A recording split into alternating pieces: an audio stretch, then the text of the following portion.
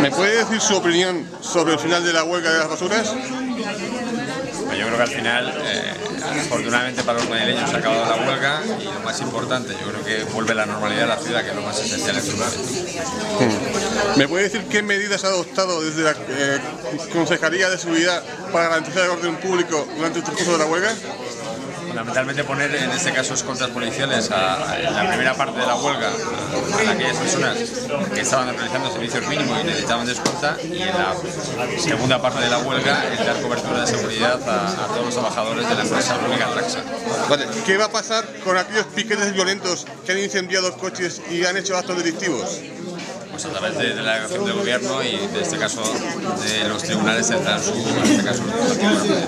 Vale, por último, ¿me puede decir cómo se puede limpiar la imagen de Madrid tan ensuciada internacionalmente con la huelga de basuras?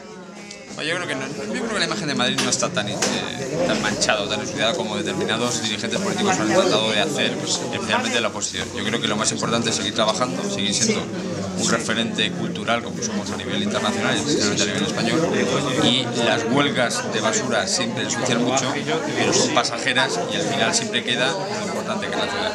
Vale, muchas gracias, muy amable, eso es todo.